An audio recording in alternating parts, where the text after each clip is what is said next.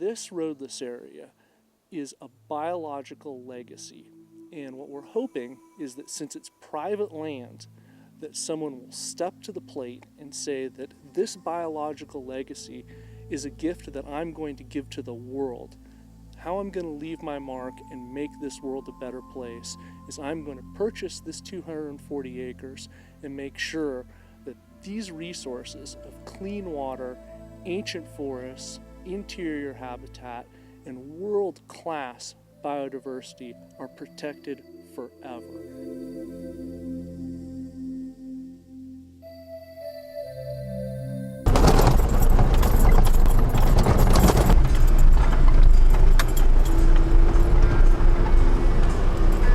So it would be a potential landing pad site, and then also they'd park all their big rigs and all the heavy machinery here in this clearing here.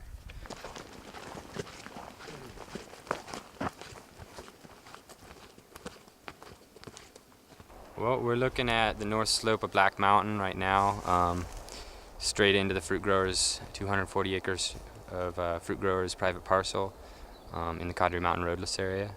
Fruit growers are a subsidiary of Siskiyous Corporation. They started originally cutting timber for building fruit boxes for Southern California fruit production, and now they just basically are completely just a logging outfit, but they are a subsidiary of Siskiyous. And this is the Dutch Creek drainage, which is really the heart of the Condrey Mountain roadless area. It's kind of the wildest portion. The largest intact forest here in this roadless area. Beyond the roadless area, you can see some of their cuts from last year up on Scraggy Mountain. They cut an area called Willow Flat last year that was an entirely old-growth habitat right at the edge of the roadless area.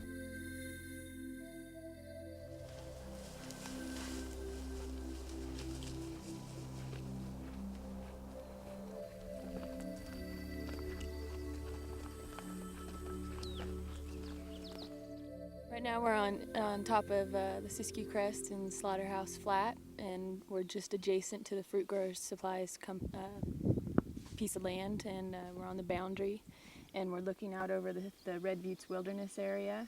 There's only one road, old logging road, that divides the Condrey Mountain roadless area from the Red Buttes Wilderness, and so it's great connectivity between here and there, and everything else you can see beyond there is pretty much roadless or wilderness areas. Personally, I've seen a lot more wildlife here in the Condrey Mountain roadless area than the Red Buttes area. There is a ton of wildlife here. There's so much bear. There's bear everywhere. You see bear scat everywhere. There's northern spotted owl. There's Siskiyous Mountain salamander, endangered species. There's a lot of very rare endemic plants that grow only in the Siskiyous. And it's a very rich hotspot of diversity. Connectivity, as referred to in this place, is really connecting two large geographic regions. It's connecting the genetic diversity of the Cascades with the genetic diversity of the plants and animals found in the Coast Range and in the Siskiyous.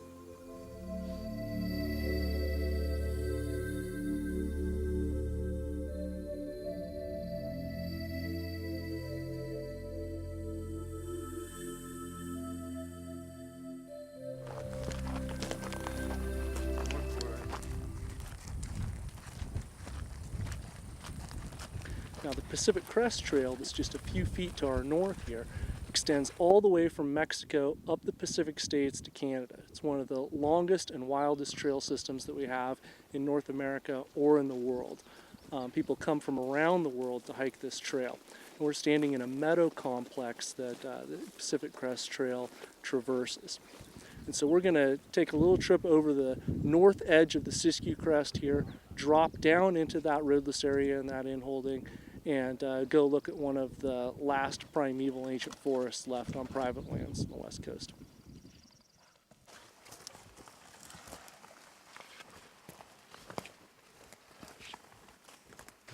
Right behind me here is the headwaters of Dutch Creek, a tributary of Elliott Creek. And so we're about 15, 20 feet from the creek here, standing in a grove of marked trees. and there's concerns about the impacts to water quality and to the quality of riparian and aquatic habitat here on the north slope of Black Mountain. This is a really lush understory for a Siskiyou mountain forest. In the redwoods and the Cascades, nobody would think twice about this, but this is really lush. Wild ginger growing in thick mats, typically a riparian species. And laced throughout this 240 acres throughout this forest is small springs and seeps, which are the headwaters of Dutch Creek, which flows down into Elliott Creek in the Upper Applegate.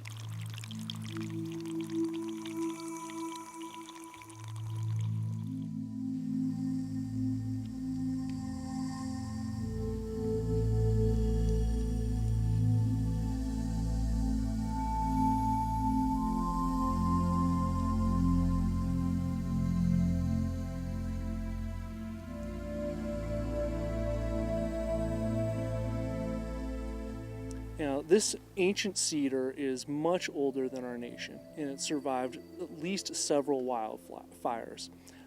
It's a survivor, and this cedar is in a grove of cedars that are all hundreds of years old. We're talking about an ancient forest in the middle of a roadless area. It's a biological gem. Right now we're sitting on the throne of an ancient cedar tree that's late to be cut. It's got a blue mark, and it's in our watershed, and we're extremely concerned about the quality of habitat degrading on Black Mountain. It's an extremely rich recreation area for a lot of people, and we happen to be lucky enough to be some of the local residents who utilize it. It takes something really spectacular and unique for the Forest Service to say this area is more important as a living legacy than as just another stump field. And the Rogue River National Forest, which administers the roadless ancient forests that surround the inholding in which we are now in, the Rogue River Forest itself has said that this is a prime candidate for a purchase. It's private land, and the best way that we're going to see this private land protected is by private efforts. And that means an individual or a group of individuals deciding the mark I'm going to leave for the world is to protect this place.